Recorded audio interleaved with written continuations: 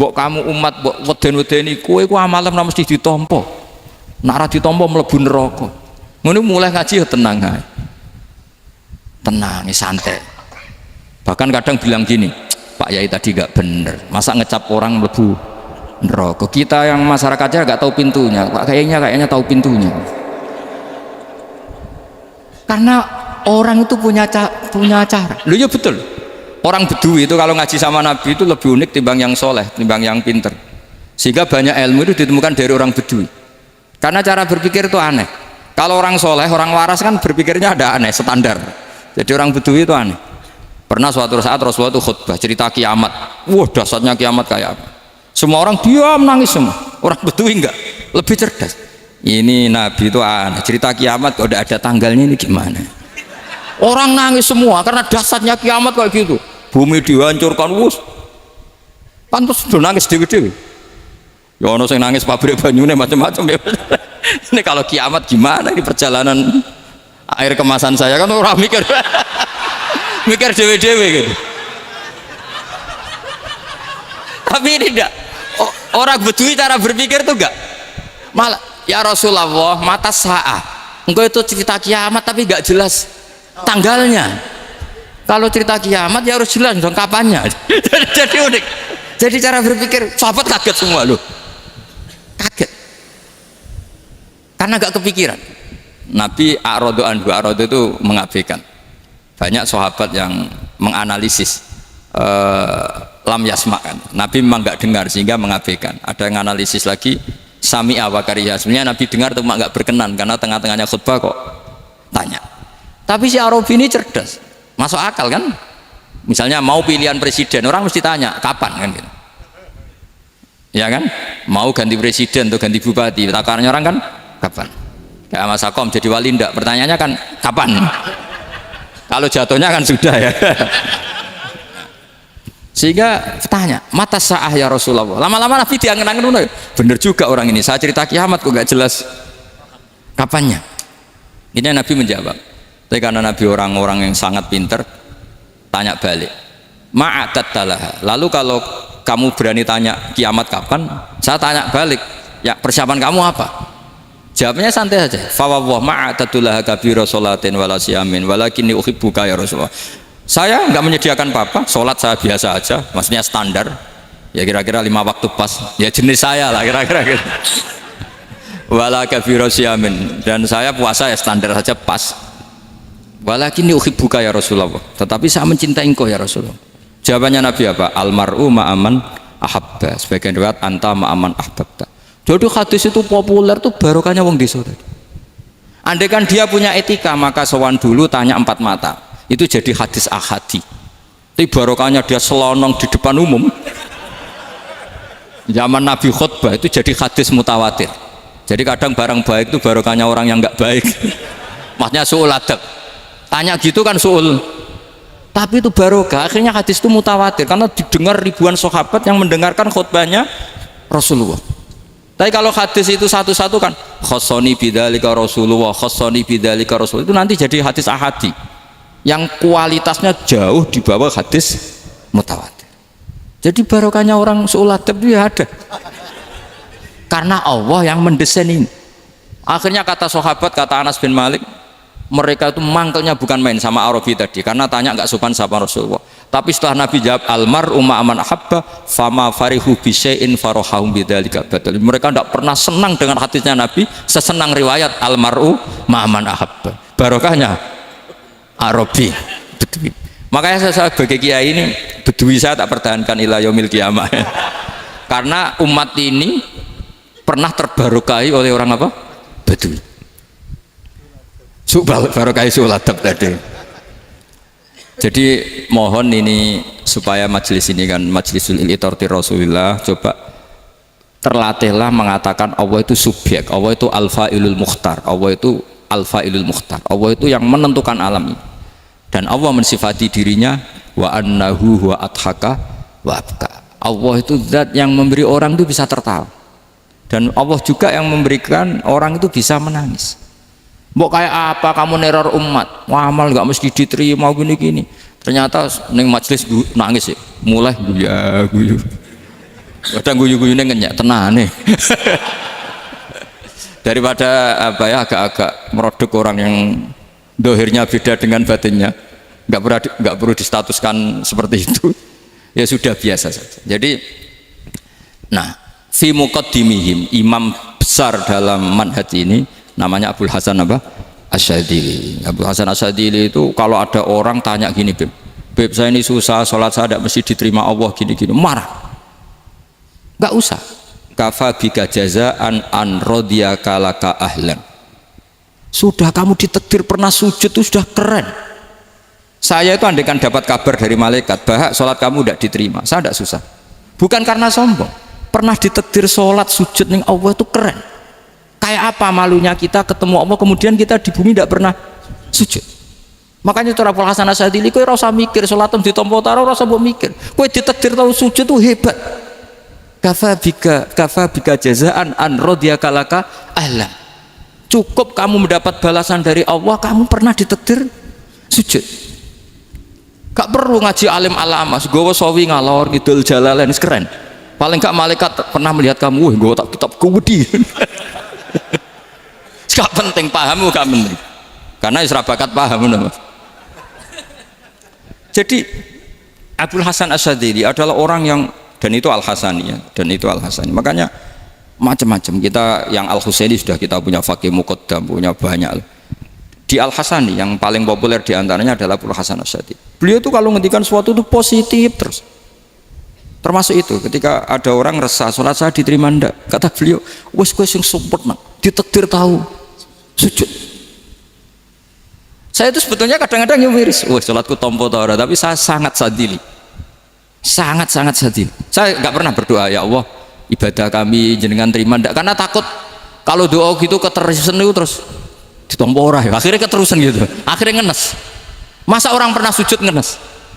Lama-lama gini setan masuk, apa artinya saya sujud ternyata nggak diterima.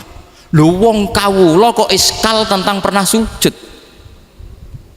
Itu kan ibarat gini, kamu ngasih uang sama orang tua kamu, misalnya Habib Soleh ngasih uang Habib Ali, terus apa artinya tak kasih, kemudian beliau tidak terima kasih, itu kan lucu. Terima kasih tidak terima kasih, seorang anak ngasih orang tua itu keren. Makanya saya bangga dengan Habib Soleh ketika beliau mengumrohkan Habib Ali, sudah mendaftarkan haji Habib Ali. Nggak usah mikir diterima apa enggak, wes keren, itu sudah perilaku yang keren, yang hebat. Makanya saya sering ada orang mau cerai tanya saya, Gus saya ini cerai gak, istri saya kurang ajar gini. Gak usah. Tapi bojoku lo judes. Uang di bojoku keren. Paling gak kowe ra darani jomblo.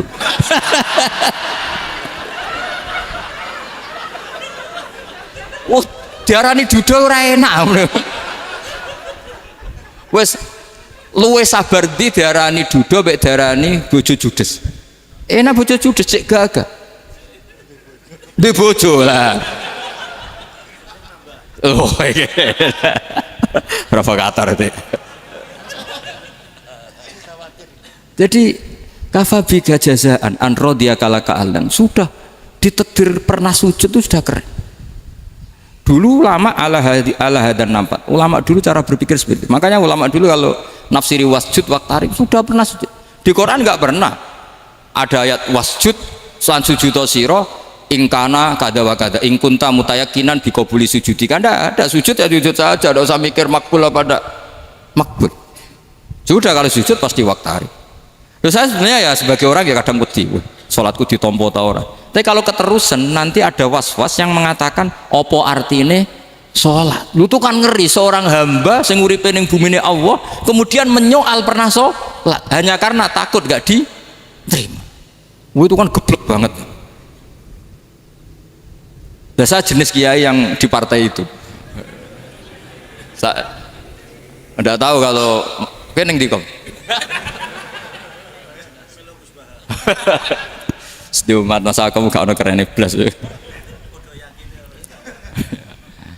Jadi, nah nanti kalau misalnya ada manhajnya Habib Soleh yang tidak seperti itu tidak apa-apa. Mungkin supaya orang nggak takabur, nggak fakhr. Sehingga makanya mulai dulu lama itu ya partainya kalau nggak rojak ya khauf. Nah saya ini yang terang-terangan ikut partai rojak saja, apa? Partai rojak. Karena banyak yang sudah di partai khauf. Tapi saya rojak yang bil ilmi tadi. Makanya Sayyidina Umar radhiyallahu anhu itu yang namanya sama sujud. Saya itu punya kitab, Habib Soleh pernah tak tunjukin tulisan tangan saya, muji-muji sujud. Sayyidina Umar ketika ditusuk seorang gila itu Majusi ya. Abu Lu'lu' terkenalnya itu Hulamul Mughirah terkenalnya, ditusuk, dia sahabat, beliau sahabat wali. Jadi nusuk Umar tuh kayak apa? Nusuk Mas Akom aja dosa besar, apalagi nusuk Umar. Itu ketika ditusuk, dia itu ya punya dendam. Namanya manusia itu punya dendam. Artinya namanya orang kan mangkel sama yang nusuk. Kalau orang mangkel itu inginnya kan yang nusuk itu masuk neraka. Tapi apa kata Umar? Ngendikan gini, tanya pertama, yang nusuk saya siapa? Orang Majusi. Orang Majusi, Hulamul Mughirah. Alhamdulillah alladzi lam yaj'al maniyati biyadi rajulin lam yasjud laka sajdatan yuhaju biha indaka yaumal qiyamah. Saya itu senang Gusti, yang nusuk saya orang yang nggak pernah sujud sama jenengan. Jika kalau saya dendam supaya dia masuk neraka, saya nggak takut orang itu nuntut sama saya. Tapi kalau dia pernah sujud, pernah sholat, kemudian dia masuk neraka karena nusuk saya, kemudian dia berargumentasi, saya pernah sujud ya Allah, kenapa engkau masukkan neraka? Saya tidak berani jawab ya Allah, saking hormatnya sama yang namanya sujud. Jadi kamane dendamnya kesampaian cara Jawa ya. Dendam dengan tanda kutip ya, tidak makna semestinya. Jadi mangkel mbek sing nusuk nak mlebu neraka pantas wong ora tau sujud wae Gusti gitu. Tapi kalau pernah sujud kemudian dia masuk neraka karena saya, bisa yuhajuni biha yaumal qiyamah. Jadi kayak apa sujud? Saya apa? Nabi itu kalau muji sujud sampai ngingetkan wa hatta takuna sajdatul wahidatu khairan minad dunya wa ma fiha. Nanti kalau kamu di akhirat ketemu Allah, kenangan terbaik kita apa? Di dunia pernah sujud. Keren aja. Cara ning pondok wis tau bayar syariah lho. Cara sowan kiai tau ngamplopi Mas. Wis go jajan. Nah tapi kadang setan itu masuk tadi. Apa artinya sujud gak mesti ditompo, apa artinya sowan Habib ngaturi ra mesti ditompo, ngaturi kiai. Akhirnya ada ketakutan. Nah kalau ketakutan ini berlebihan lama-lama, ma faidatus sujud. Wah itu sudah buruk sekali, wong hamba kok tanya ma faidatus sujud. Nah ini di pentingnya mazhab-mazhab saat ini. Jadi saya ngaji agak-agak uraan wa amdan. Kalau ini watak sudah bukan. Jadi uraan itu ada dua, ada yang amdan bismil ilm, ilmunya banyak terus milih manhaj. Insya Allah saya partai itu. Ada yang uraan bakat Mas. Ada ya? Ada apa banyak? Nah sebetulnya khauf juga gitu Bim. Ada khauf itu karena ilm. Ada Habib alim alama atau kiai alim alama, dia tahu masyarakat kalau ngikuti Gus Bak nanti jadi fakhr, kurang tawaduk, terus dia milih partai khauf. Lah yang buruk itu ada kiai yang milih khauf pancen dari awalnya sati cilik jenisnya wis sati, jadi sebenarnya dia tidak cukup ilmunya nerangkan khauf, cuma jenisnya wis sati cilik. Wong ning omah lawang dikunci ono gludak-gludak ono hantu putih. Jadi ya sama, yang bawa rojak bisa bawaan dablek, yang bawa khauf bisa saja bawaan ati cilik. Nah kita ingin yang bawa rojak ya bismil ilm, yang bawa khauf juga bismil ilm. Ya ono teh Mas, wong sing ati gede pegawene dua blek tapi enggak bawaan rojak, memang bawaan dablek. Ada yang ati cilik tapi bawaan khauf. Jadi mengatakan khauf tapi sebetulnya bawaan ati cilik. Nah kita inginnya ndak, kalau rojak ya bismillah kayak Abdul Hasan Asyadili, kalau yang kampanye khauf kayak Said Abdul Haddad bawaan apa? Ilm. Sehingga kita ini Kul inni ala bayyinatin mir rabbi, semua itu berdasar ilmu sing jelas welo-welo. Makanya semua nabi memaklumatkan apa? Kul inni ala bayyinatin mir rabbi. Jadi semua ilmu syaratnya apa? Bayyinah itu kebenaran ilmiah sing jelas welo-welo. Makanya itu yang disebut Allah Subhanahu wa taala mensifati kekasihnya yaitu Nabi Muhammad sallallahu alaihi wasallam, lam yakunil ladzina kafaru min ahlil kitabi wal musyrikina munfakkina hatta ta'tiyahumul bayyinah rasulun minallah yatslu suhufan mutahharah. Niku Kanjeng Nabi saking cerdase meneh dek wong Islam, wong musyrik, wong kafir ngerti logika yang dibangun Nabi saja kuat infikak dari kemusyrikannya. Makanya disebut munfakin. Orang-orang musyrik, orang-orang kafir tidak munfakin, tidak tercerabut dari akar akidahnya hatta ta'tiyahumul bayyinah. Itu siapa? Rasulun minallah yatslu suhufan mutahharah. Masyhur itu debatnya Nabi dengan orang-orang musyrik. Mereka bilang, ya Muhammad, kita ini urusannya banyak, kasusnya banyak, lalu anda mengajarkan ke Tuhan satu, masa urusan banyak cukup Tuhan satu? Itu gak fair Muhammad. Aja'alal alihata ilaha wahida inna hadza la syai'un ujab. Urusan kita banyak, masyakil kita banyak, muskilah kita banyak. Kalau Tuhannya satu tidak cukup Muhammad. Nabi dengan santainya memberi penjelasan. Ya sudah gini saja. Kalau kamu jadi budak atau pembantu, majikan kamu banyak, semuanya merintahkan kamu, semuanya bikin aturan untuk kamu. Kamu suka enggak? Ya gak suka Muhammad. Kalau majikan kita banyak repot. Ya sudah, Tuhan kamu itu majikan kamu. Kalau banyak perintahnya beda-beda, kamu pusing. Ya udah Mat, Tuhannya satu aja Mat. Karena Nabi bayina, orang itu bisa dibalik-balik pikirannya. Dan makanya disebut dorobawa masalah rojulan fihi syuroka'u mutasyakisuna wa rojulan salamal lirojul hal astawiyani masalah alhamdulillah. Jadi Nabi itu kalau adu argumentasi itu luar biasa. Jadi segampang itu Nabi memberi apa? Argumentasi. Karena beliau adalah al-hujjatul balighah. Jadi Nabi itu gak pernah kalah. Pernah Nabi debat sama orang Yahudi, Muhammad, saya ini turunan Ibrahim, kita ini Israel ya, kita tahu Israel adalah turunan Nabi. Israel nama lain dari Yakub, Yakub bin Ishak bin Ibrahim. Padahal Yakub ini punya anak namanya Yahuda, makanya Yahuda bin Yakub bin Ishak bin. Kita ini yang mirip Ibrahim, bukan kamu. Tapi orang Yahudi itu nggak hafal nasabnya, sehingga mereka bilang kita ini saking baiknya Ibrahim saja pengikut kita. Terus digojlok oleh Nabi, Ibrahim itu buyute Yahuda, makanya digojlok. Ha antum haula'i hajatum fi ma lakum bi ilm falimatu hajuna fi ma laysa lakum bi ilm. Kita adu debat itu sudah ilmiah, kenapa kamu menjadi tidak ilmiah? Kenapa Muhammad? Terus Allah menurunkan wa ma unzilatit taurat wal injilu illa min ba'di afala ta'qilun. Artinya gini, kalau Ibrahim dikatakan Ibrahim Yahudiyah, itu sama dengan saya berkali-kali podo karo sampean misalnya ngendikan Mbah Zubair itu pengagumnya Gus Roji misalnya. Padahal Gus Roji bin Ubab bin Maimun bin Zubair, misalnya Gus Roji bin Kiai Haji Ubab bin Kiai Haji Maimun bin Kiai Haji Zubair. Nah Ibrahim itu kan Yahuda bin Yakub bin Ishak bin Ibrahim. Terus mereka bilang Ibrahim itu pengikut Yahudi. Itu kan kebalik-balik. Kayak Habib Hasan itu pengagum Habib Soleh. Kan Habib Hasan rohnya ini gimana, ini sih mbahnya kok dianggap. Nah sehingga orang Yahudi ketika Nabi berdebat, beda dengan Nabi Muhammad SAW. Ketika ditanya, kenapa kamu yakin agama tauhid? Millata abi. Karena ini agama nenek moyang saya. Millata abikum apa? Ibrahim. Jadi jelas. Akhirnya orang Yahudi ngerti.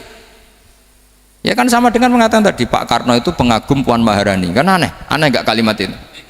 Mbah Hasyim Asy'ari itu pengagum Gus Dur. Gak lucu. Itu debat. Jadi Nabi itu orang yang bayinah itu kalau menerangkan kebenaran itu bahkan orang kafir pun bisa infikak, bisa munfakin, tercerabut dari akar kekafiran. Nabi itu mudah sekali merubah logika. Makanya di Quran sering ada kata aro'aitum, karena memang tadi. Nah saya mohon apapun pilihan Anda rojak kayak Abdul Hasan Asy'adili tadi. Ketika orang resah sujudnya diterima apa enggak, sholatnya diterima apa enggak, beliau bisa berargumentasi betapa pentingnya sujud. Wes aja kowe iku kawula, tahu sujud iku keren. Saman bayangkan betapa malunya kita kalau kita ketemu Allah kemudian di dunia enggak pernah. Lho paribasane kula mlebu swarga lah iku isin. Mlebu swarga tapi ning donya ora tahu isin. Sama seperti kowe di guru, sak urip-uripmu ora tahu salam templek isin.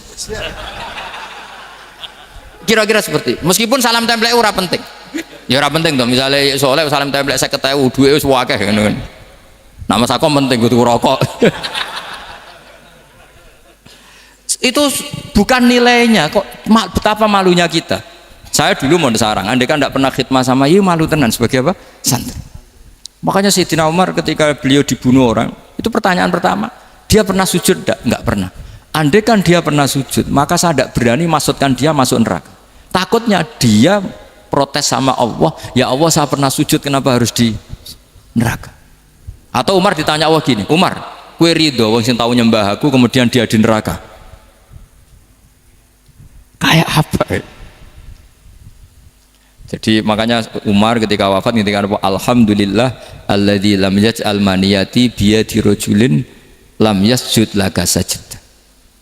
Ya jadi saya mohon sekali, jadi majelis ini sebuah majelis mubarak, caranya tauhidnya dibenarin. Apa tauhidnya dibenarin? Jadi Allah itu adhaka wa abka, Allah itu al-hadi, Allah itu ar-razzaq. Sehingga menteri ekonomi mbok salah rumusnya lah wong tetep mangan. Mergo Allah itu ar-razzaq. Mbok negara dikelola keliru lah wong tetep mangan, wong Allah itu ar-razzaq. Kiai rada akeh sing di masalah. Tapi ya tetap agama ini jalan. Lho andai kan syaratnya agama ini kiai ini bener, wah ya repot. Kowe iso bayangno masakom bener terus. Tapi agama ini berkali-kali coba di TV itu banyak nyun sewu, ada ustadz, ada kasus apa, ada kiai, kadang ada masalah hukum. Agama ini jatuh enggak masalah. Padahal di TV sudah dinasionalkan kan, ada kiai terlibat kasus hukum atau ustadz tertangkap karena melakukan apa itu. Tapi enggak ngefek karena agama ini bihifdillah wa biriayatillah. Sama. Negara mana-mana kadang manajemen ekonominya enggak jelas, tapi masyarakat ya makan karena Allah Razzaq. Sama, aku kancanan Mas Akom mengeluh, tapi Allah adhaka, akhirnya iso guyu. Padahal orang untungnya belas kancanan dede. Tapi karena Allah itu adhaka. Nah kita dengan istri yang kita cintai, dengan keluarga kadang nangis. Karena Allah itu zat yang bisa memberi abka. Wa annahu wa adhaka wa abka. Terus wa annahu wa amata wa ahya. Kita tidak ingin mati, wa ya mati saja karena kita objek. Nah hidayah itu seperti itu. Allah al-hadi, apa? Allah itu kayak apa Korea, negara ateis. Nggak kebayang di sana ada ngaji Aqidatul Awam, Mabadi Fikih. Sekarang banyak. Saya tuh kalau beli Aqidatul Awam kerdusan, kirimkan ke Korea. Sebelum saya ke Korea, karena sebagian santri saya di Jogja. Di sana ada ngaji Aqidatul Awam, ngaji Takrib. Bahkan saya di sana dilagokno sa'duna fid dunya. Kayak apa Allah kalau ingin bikin hidayah? Karena Allah itu al-hadi. Wong Indonesia digerakno seneng duit. Bareng gue seneng duit mau apa? Korea. Setelah di Korea tersiksa karena gak ada tempat sujud, akhirnya urunan. Segampang itu kalau Allah mengendaki. Itu gak dibenem MUI, gak dibenem, karena Allah al-hadi. Jadi saya mohon sekali tauhid ini dibenerin dulu. Allah tetap al-fa'ilul mukhtar, apa? Al-fa'ilul mukhtar, sehingga Allah mensifati dirinya adhaka wa abka. Mbok kamu bendung kayak apa, orang ngaji saya tetap guyu. Sekarang iso mbuli saya, oh Gus Bab ngaji tidak guyu. Allah yang memberikan guyu kamu itu. Andai kan sesuai status kamu, kowe ora ngarep guyu. Utang akeh, jatuh tempo, bojo ora percaya. Gede-gede ya, kayak paham.